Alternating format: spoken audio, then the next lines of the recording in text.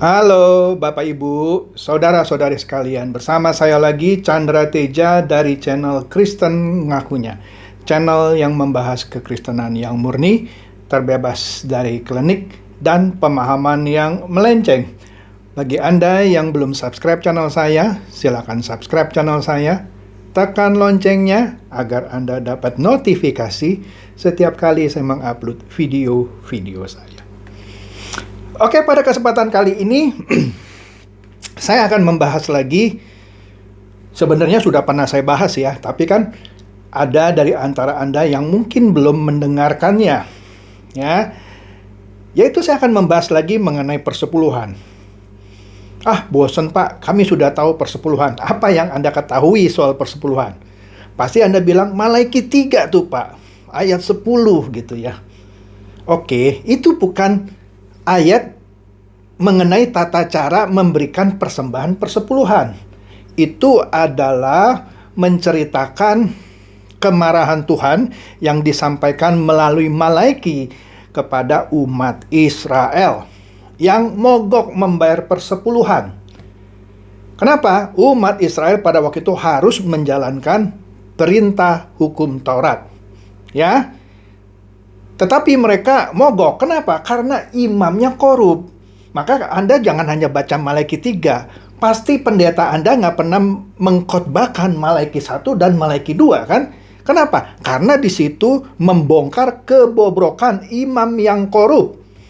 Ya, jadi dia mengkorupsi, tanda kutip, persepuluhan.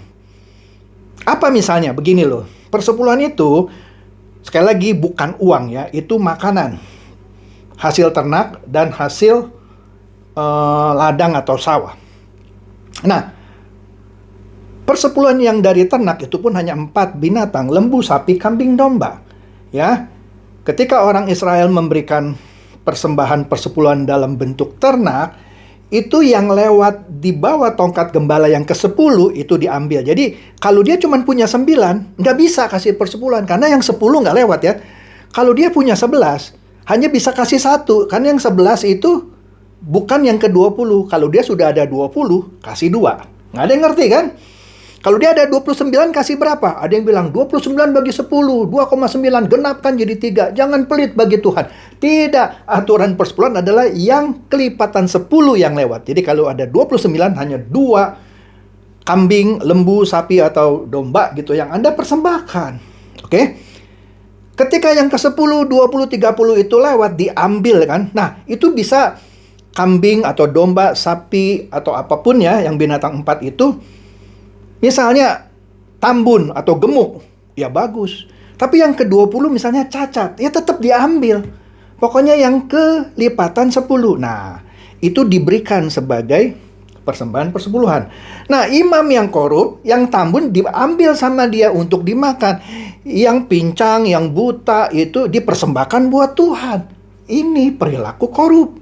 Itu ada kalau Anda baca Malaiki 1 dan 2. Makanya di Malaiki 3 Tuhan marah kepada umat Israel yang mogok. Ya, dia mogok karena imamnya korup itu. Oke? Jadi bukan itu ayat persepuluhan. Nah, ayat persepuluhan banyak. Anda lihat lagi lah channel saya ada 29 episode. Kali ini saya akan lebih mengerucutkan mengenai tata cara pemberian persepuluhan yang ternyata bukan uang.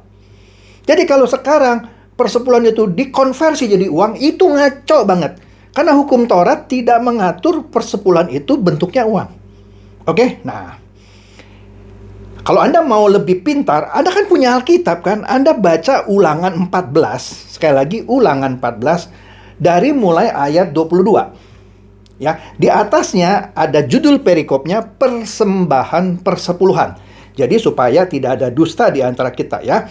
Anda buka Ulangan 14 mulai dari ayat 22, di atasnya ada tulisan judul perikopnya persembahan persepuluhan. Tapi di sini saya akan bahas ayat 24 sampai ayat 27 saja.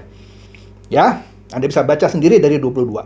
Di sini ketika saya berdiskusi dengan seorang pendeta yang menegur saya, dia bilang, "Pak Chandra, Anda ternyata nggak ngerti ya, persepuluhan itu bentuknya uang." Dari mana? Saya bilang, ada ayatnya. Kemudian dia bilang, Bapak buka Ulangan 14 ayat 25. Nah, Anda lihat di sini ya. maka haruslah engkau menguangkannya dan membawa uang itu dalam bungkusan dan pergi ke tempat yang akan dipilih Tuhan Allahmu. Tuh Pak, itu kita bawa uang ke tempat yang dipilih Tuhan. Dia nggak baca ayat 24, 26, dan 27. Lucu ya nih pendeta ya, dia cuma ngambil ayat 25 yang ada uangnya. Nah, kita baca komplit ya. Ayat 24. Apabila dalam hal engkau diberkati Tuhan Allahmu, jalan itu terlalu jauh bagimu sehingga engkau tidak dapat mengangkutnya, karena tempat yang akan dipilih Tuhan untuk menegakkan namanya di sana terlalu jauh dari tempatmu. Nah, ini dulu nih ya, ayat 24 saya terangkan. Jadi, waktu itu, setiap tahun pertama dan tahun kedua, itu persepuluhan itu harus dibawa ke tempat yang ditentukan Tuhan, yaitu Yerusalem.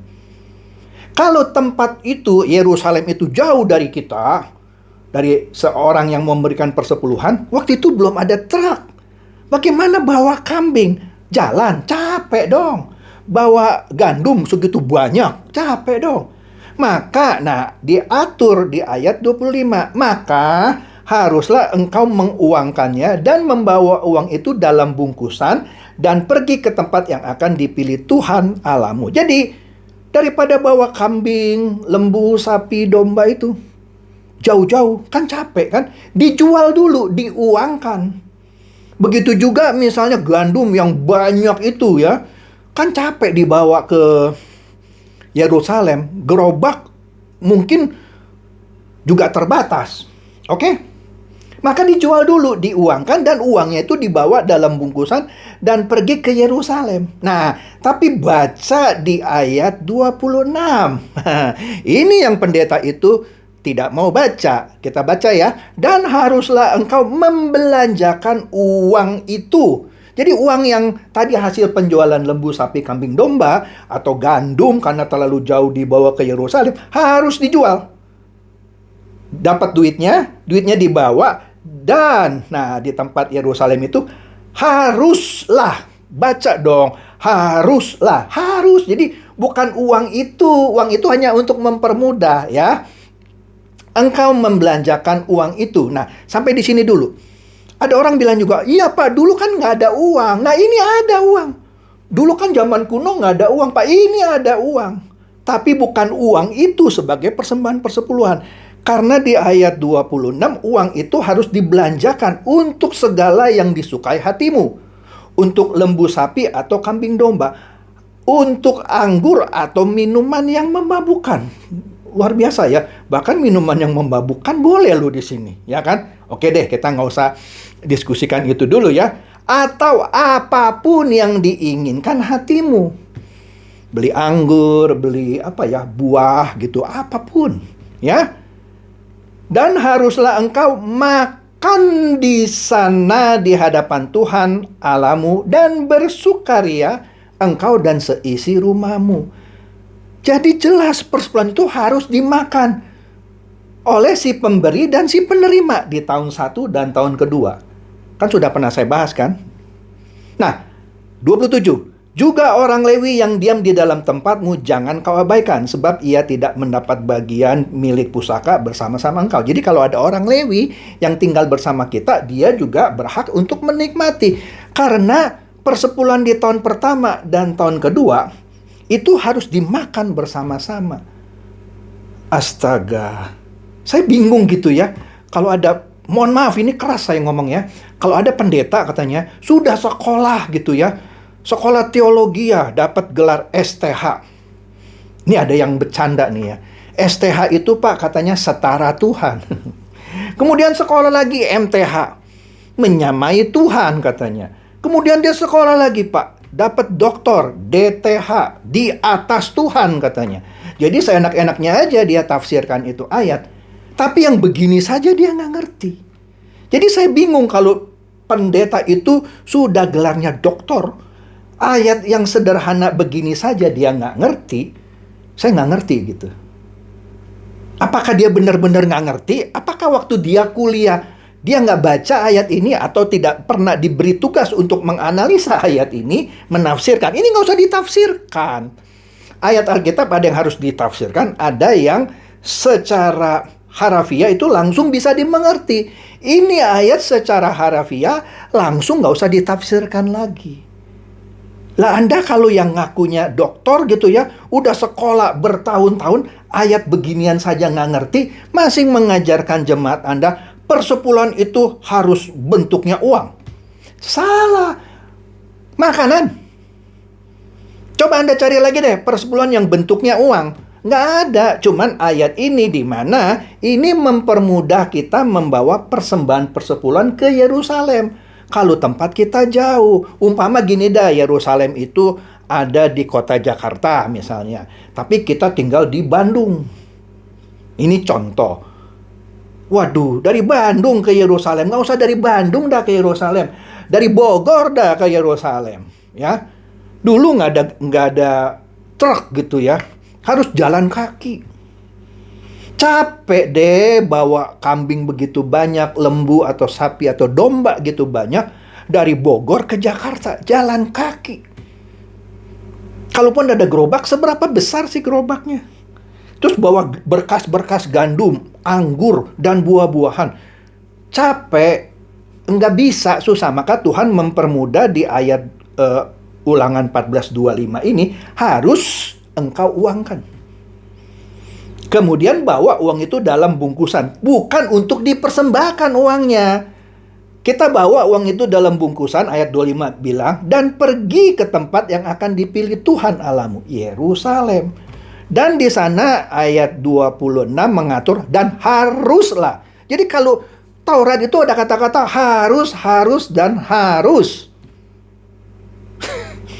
Gak bisa diabaikan, harus.